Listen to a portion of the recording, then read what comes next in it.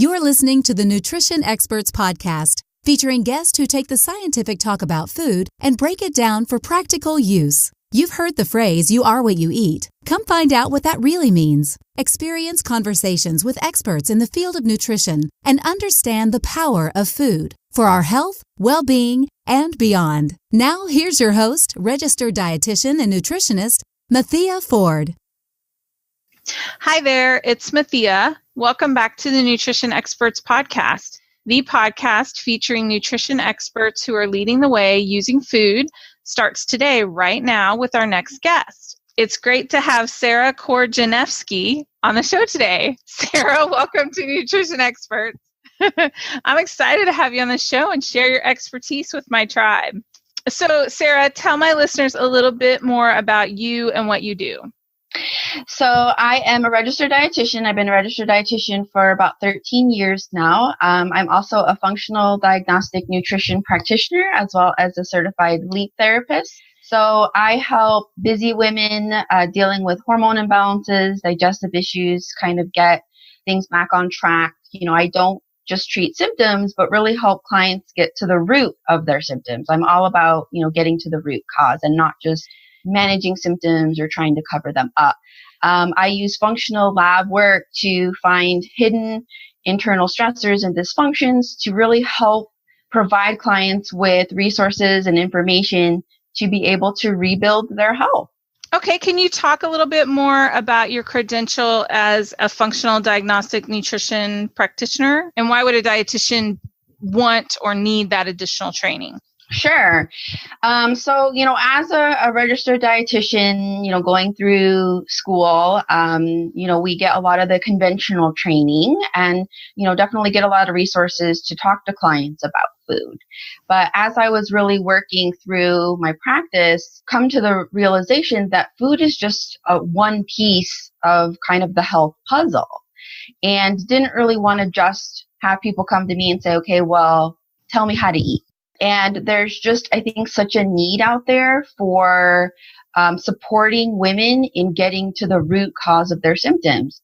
I dealt with it a lot myself. I think a lot of people become nutritionists or become dietitians or health coaches because, they've dealt with maybe a health concern themselves. And so then they become, super interested in it. Well, for me, it was kind of the opposite. So, I had been interested in nutrition from a very young age, since the 7th grade, and became a dietitian. And, like a lot of people, started out in the clinical setting and wasn't super fulfilled in that. About halfway through my career, kind of decided and learned a lot more about functional nutrition and functional medicine, and kind of realized there was a lot more information out there than really what I had been taught. So started to do a lot more digging on my own, a lot more reading, a lot more, research, and started to kind of realize that I was actually having symptoms that weren't normal, and that there was probably a deeper reason for that. And so started to, get into the functional realm world, and came across the FDN program. And with the FDN program, they really teach you not just, about nutrition, but really about lifestyle as well, and also being able to use functional lab work to help people get to the root of their health concerns.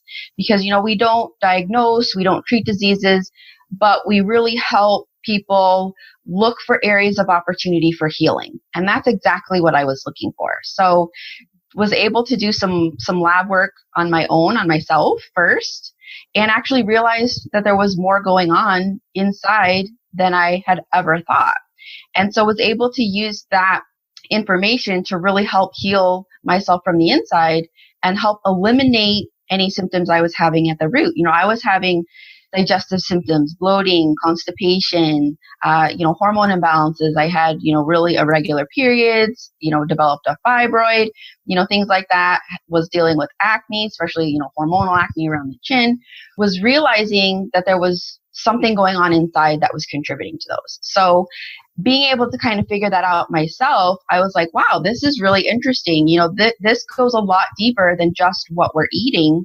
We also have to take everything else going on in our lives into consideration, as well as, what's going on internally. And the only way to really figure that out is with good functional testing. We could guess all day long. And I definitely did plenty of that, trying probiotics and digestive enzymes and, eating fermented foods and, all the things that we know as a basis for good digestive health.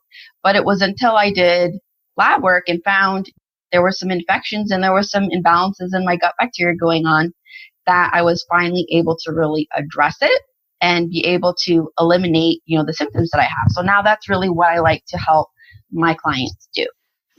I think that's a great example of, we get so generalized information in our internships, and that's the purpose, is to get a broad swath. And then, you kind of specialize. But how is it different from normal medicine, the functional work that you do with a patient?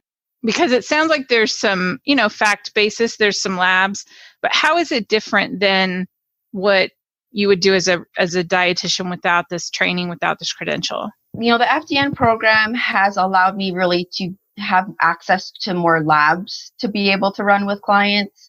As a dietitian, there are some labs that we are able to order, and it kind of depends on what state you're in as well.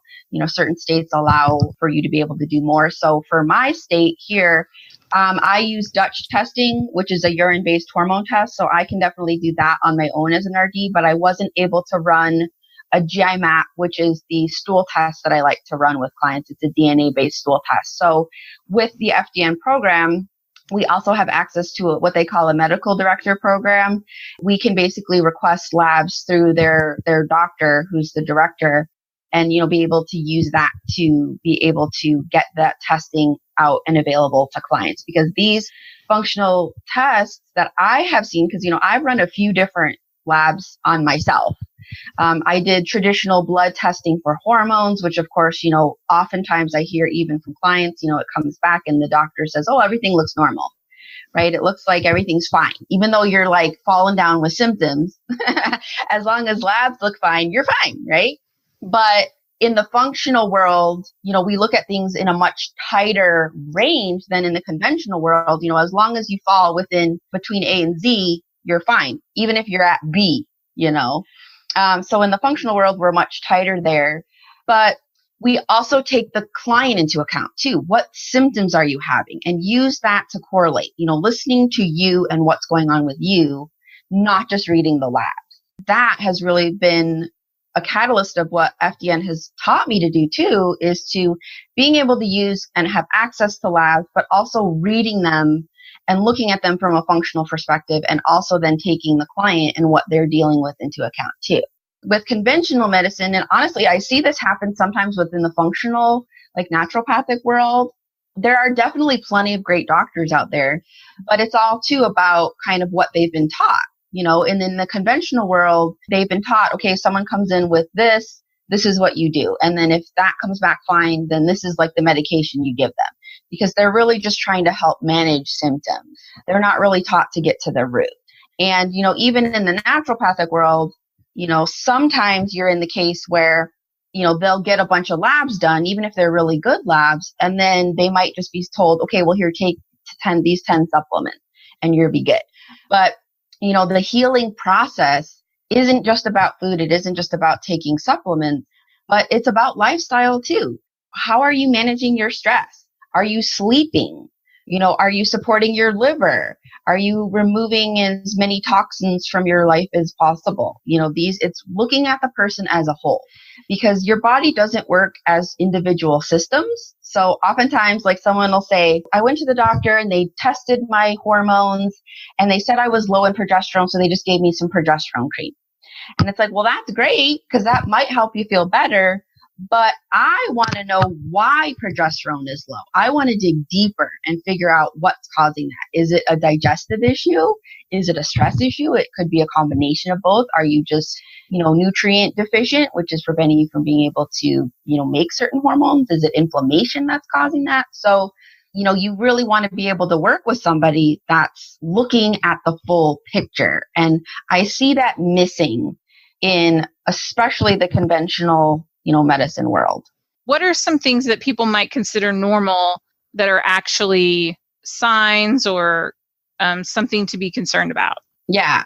So I think the biggest things that I see with clients, constipation, I would say a good 80 to 90% of clients I deal with have constipation, and sometimes they don't even realize that they're constipated. I've heard of, oh, well, I went to my doctor. I told him I only pooped 3 times a week, but that's how I've always been. And they said, oh, well, that's probably normal for you. And I'm sorry, but it's not. Even if it's something you've been dealing with for your whole life, that doesn't make it normal. We need to be able to poop daily to be able to get rid of toxins and get rid of excess hormones and, things like that. So that's a sign.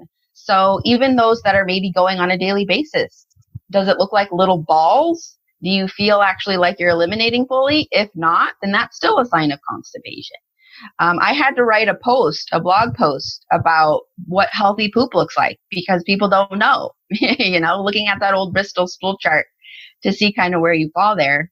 I also know a lot of women are dealing with PMS, premenstrual syndrome, whether it's cramping, whether it's bloating, irritability, irregular periods, those types of issues.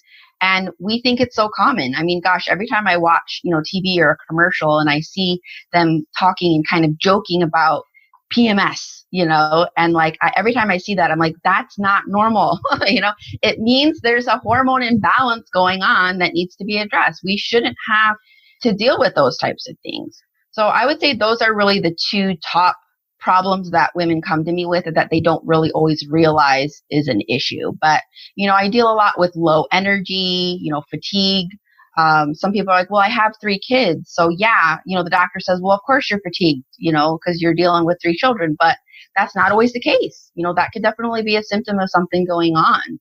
I see a lot of anxiety as well, depression, and that is another sign. It's a symptom of something going on deeper. And, that's kind of one thing that I like to educate just the public on is to what things to look for that aren't normal. And just about any symptom you can think of, something that, I think we know ourselves enough to know when something's off or when something doesn't seem right. And, we just want to be able to acknowledge that, yes, there's something going on, that we can address and we can look and investigate to see what's going on that's contributing to it, and that there are answers out there. And so if you go to a practitioner and, they do testing on you, if you're lucky enough to kind of get that, and they say, oh, and everything looks fine, you're fine, but you don't feel fine, then don't take that as the end all be all. You need to find somebody who really understands this whole process and how the body works together as a whole to really help you figure out what's causing the symptoms. Okay, so you also mentioned that you are a LEAP therapist, LEAP. So what is that and how does that fit into your practice? Yeah, so LEAP MRT testing, it is a food sensitivity test. It's a blood test. A lot of food sensitivity testing out there is just IgG, using IgG antibodies to look for food sensitivities, which are different than food allergies. Food allergies are IgE testing, and food sensitivities are much more common. LEAP really goes above and beyond just looking for IgG because there's multiple ways that your body can react to certain foods. So I find a lot of clients that I work with, we do stool testing, we're looking for gut infections, we're looking for bacterial imbalances, things like that. But oftentimes stress, these pathogens, we've been on antibiotics a lot, maybe even birth control pills that are potentially contributing to gut bacterial imbalances. Birth control pills aren't dealing with the problem. They're not dealing with the root problem of hormones. They're just cutting your own hormones off and you're getting synthetic. But ultimately that can do a lot of damage on the inside as well. And I know because I was on it for a long time and had some issues with it. But these things cause damage to the lining of the digestive tract and can contribute to what a lot of people know as leaky gut or intestinal permeability. And so then when you're eating foods, even if you're eating really healthy foods, if you have leaky gut, then those foods, the particles, those proteins go out into your bloodstream where they're not supposed to be. And then you have a lot of immune cells floating around, your bloodstream looking for things that aren't supposed to be there. So they might come into contact with these food particles and say, wow, I need to help her fight this off. There's something here that's not supposed to be here. There's a foreign invader here. Your immune system sets these alarm bells off. Your whole body kind of kicks into gear trying to get rid of this stuff, but you're constantly eating those foods, right? You're always exposing your body to that. So you go from, acute inflammation, which is normal. That's a normal process that your body uses to help you deal with something like maybe a cold virus. But if you're chronically exposing your body to these particles and you have leaky gut, now you can develop chronic inflammation, which is at the root of a lot of our modern day diseases. So by using food sensitivity testing, a good food sensitivity test, we can kind of get an idea. No test is really going to be perfect, but it's a tool. Testing is a tool. They're not absolute. And so we can use that information to kind of pinpoint where some food sensitivities might be and what foods might be contributing to inflammation in an individual, because that's going to be very different from person to person. There's so many clients that come to me that have, maybe are suffering from digestive issues, suffering from hormone issues. And what's the first thing they tend to do? They start eliminating every food they can think of that could be contributing to it, right?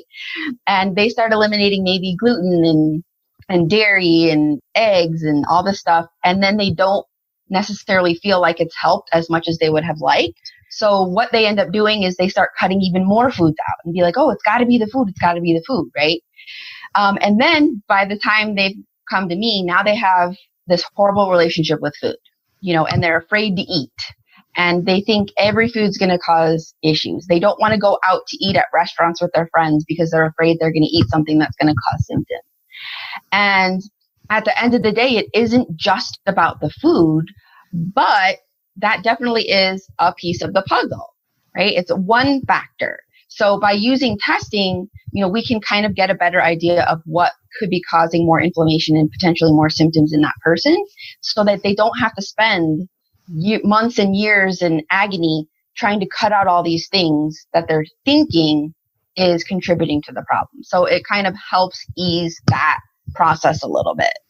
That I can see how that all goes together with what you're doing. So I know you've talked a little bit about this, but what do most of the people or the women you talk to have issues with, and how do those show up in their lives? Like I mentioned, kind of PMS, irregular periods. I see a lot of people with PCOS, polycystic ovarian syndrome, or suspect, that they have PCOS just based on symptoms that they have, acne, hair loss, dark hair growth on like their, neck or chest, things like that.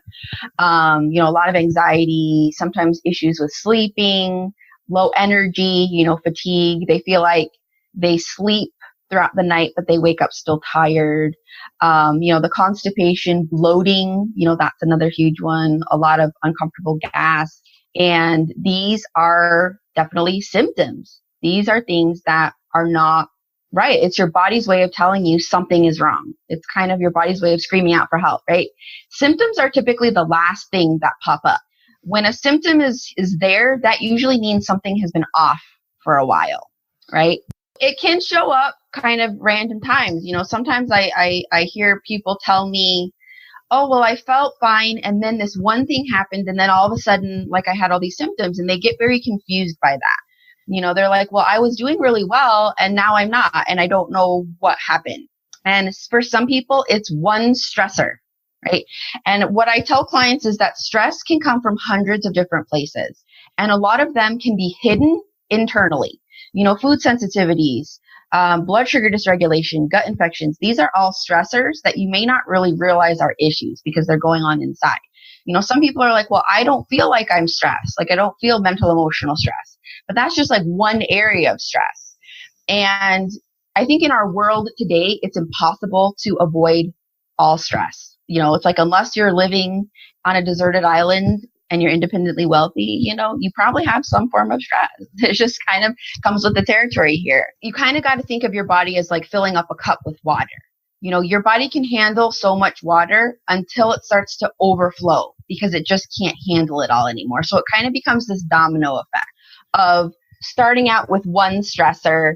And then if that doesn't get resolved, it can kind of start to move into other areas of your body and create more symptoms, more issues. And then before you know it, you wake up and it's like, oh, I have, 5 symptoms, whereas a couple months ago, I maybe just didn't feel so good.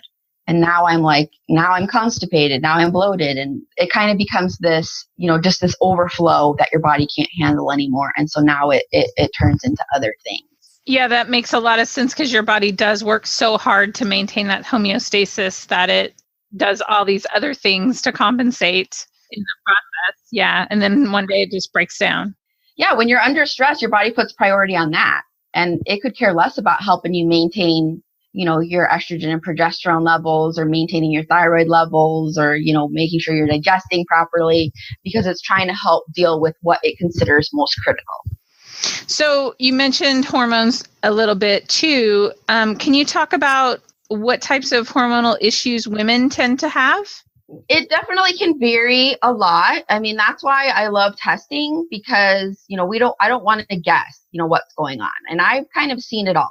I've run hundreds of different hormone of the Dutch test in particular, which I love, because it doesn't just look at hormones. Like, it's not just testing estrogen, progesterone, testosterone, but we're looking at how your body's actually making them and how you're processing them, what pathways they're going down. And that's really important information as well. So, I've seen everything from, high estrogen, which is causing estrogen dominant symptoms, which is, can cause the heavy bleedings and the PMS and the breast tenderness and, the fibroids and things like that. I've seen a lot of PCOS, which can be low progesterone, high testosterone levels. I've seen a lot of adrenal issues, right? Because we also get to look at cortisol and see how that's working. I've seen high, I've seen low, I've seen a mixture of both.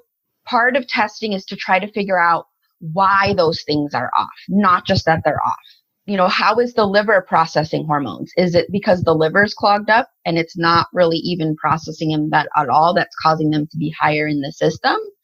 Are you under so much stress? You have lots of adrenal issues and cortisol dysregulation that's down regulating your ability to make, your estrogen and progesterone. Or are you under a lot of stress, have a lot of inflammation going on in your body? Inflammation hugely impacts your ability to make hormones. Your immune system is in your gut, 70 to 80% of it, and any inflammation in the gut can disrupt all of your hormones. If you're constipated, you're not eliminating those hormones properly. They're getting recirculated in your body, and then they're getting reactivated, and then you end up with, higher amounts. And your digestive system is also a place where a lot of the nutrients get absorbed that help you actually make hormones. In the first place, you need those building blocks. So, when I test women, I like to also run the stool test at the same time, because the hormone testing can be really helpful, seeing the patterns there. But like if I see on the hormone test, oh, it looks like you have a lot of inflammation, it doesn't really tell us where that inflammation is. So that's why we typically need to look at the whole picture. You talk about eating real food on your blog, and I was wanting to know kind of, what do you define as real food? What do you think of when you say the word real food? Because you could be literal. Is the food actually there or not? But there's a difference that you define as real food. When I'm talking with clients, I'm not expecting perfection here. We want to kind of see, you make progress to try to eat more real food than processed food, because that's going to provide you with more nutrients. It's going to, decrease stress on your body. So the kind of easy definition there for me is it coming from a farm or is it coming from a factory, right? Does it sound like food? If you're reading the label and it looks like you can't even pronounce, half the ingredients, then it's probably not real food. It's probably synthetically made in a factory by a scientist. And, real food is providing your body with a lot of nutrients, which are the building blocks of how your body functions in the first place. But it's also those extra toxins that you're then providing if you eat a lot of processed foods, a lot of more chemically, induced foods, then that becomes an added stress on your body, like we talked about before. And, your liver gets burdened by it. Your body doesn't really know what to do with it. And sometimes these chemicals can also disrupt hormones, and kind of turn on certain hormones, and then you have excess hormones. So just kind of starting with the basics and just trying to eat food that sounds like food. So what are some of the biggest mistakes that people make when they're just eating their regular diet that you usually advise your clients to change? Typically, I think it's really easy to get in the trap, especially of like, let's say, gluten-free. Going gluten-free is kind of the big thing these days, right? Or at least trying that first. But then they get into the trap of kind of gluten-free junk food. It's like they're eating all the gluten-free cookies and, stuff like that. That's still, if you read the label, has 20, 30, 40 ingredients in them. And a lot of them don't necessarily sound like real food. So it's like, well, yeah, great. You're eating, gluten-free, but you're still kind of in the processed food category there. How does processed food affect your body differently than real food, so to speak? What types of things is it doing differently in your body? Yeah, I think the biggest thing, kind of touched on this before, is just that anything that goes through your body has to go through your liver. Anything that you put on your body, right, gets absorbed in your skin and goes through your liver. Your liver is like the filter of your body. And so when you're eating foods that your body doesn't recognize, it has to get processed, and it can kind of cause more stress on your liver, which can ultimately impact a lot of other things too. Your digestion, your liver is part of your digestive system, and even your hormones, because sometimes your hormones get put on the back burner while your body processes these other toxins, and then it can get recirculated or reactivated. Also, you're not feeding your good gut bacteria. When we should be eating to feed our healthy bacteria, because our gut bacteria does a lot for us, helps us break down food, helps us make certain nutrients, helps us make short chain fatty acids that help keep us in a good mood, help keep bad bacteria from being able to get into the system and take hold.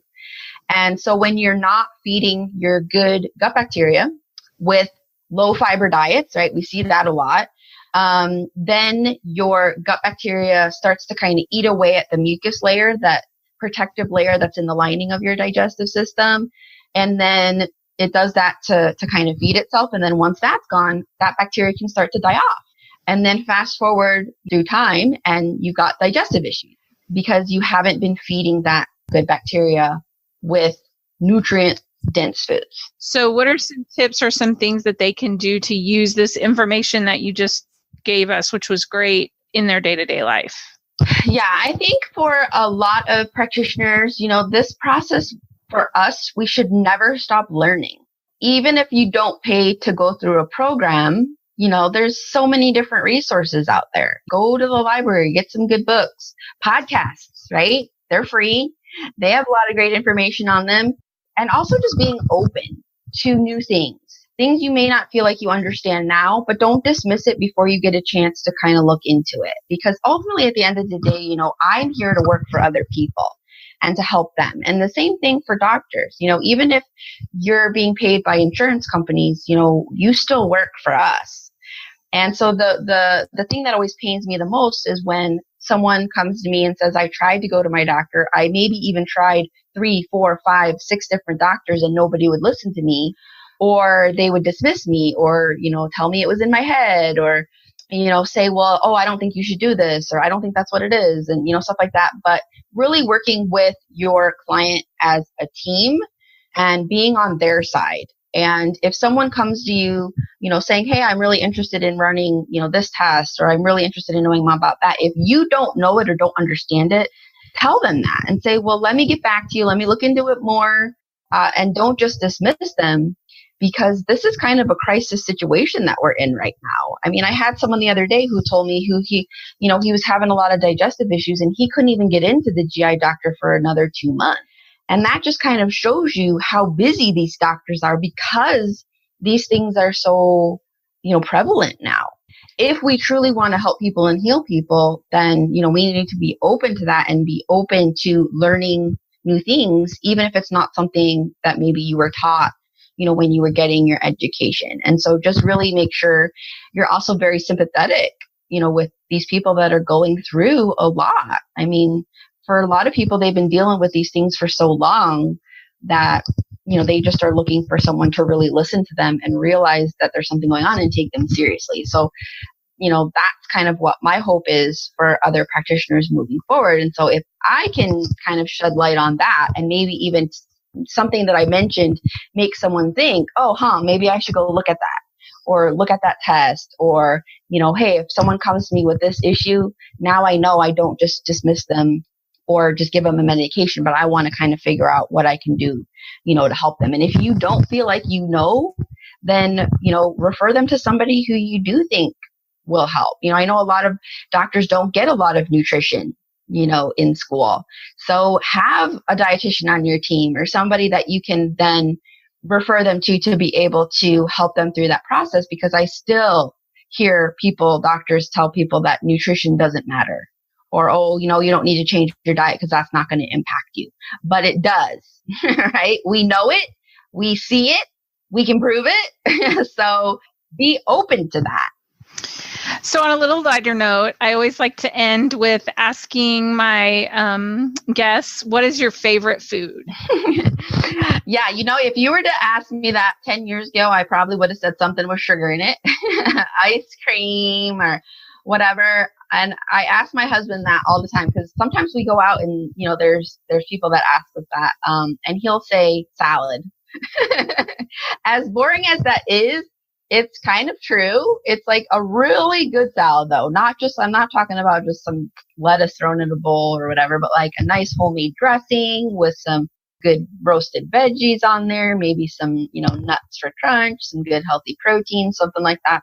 I'm kind of one of those people that if I haven't eaten vegetables in too long, I'm like, give me a salad. Where's the nearest salad that I can get my hands on? And after I eat it, I'm just like, oh, yes, that was what my body needed. Wow. Oh, that's great. Yeah, I love salad too. And I love it can't be plain. It needs to have a few other things, like maybe some pears, maybe some roasted walnuts, something like that. So. I mean, that's just kind of goes to show you how kind of changing yourself over the years can make your taste buds change too. Well, Sara, thank you so much for being on the podcast today. It was a pleasure to have you on the show. Yeah. I know my listeners have learned a lot about gut and hormone imbalances and about your FDN credential. I think that's really something that dietitians need to know about, at least. If listeners want to connect with you, what's the best way to do with that? So I do have a website. It is theorganicdietitian.com, and that's dietitian with dietitian. I know a lot of people spell it with a C, but that's not the right way. And you can also find me on social media with the same name, The Organic Dietitian, over on Instagram. That's where I tend to do a lot of posting, and also on Facebook as The Organic Dietitian as well.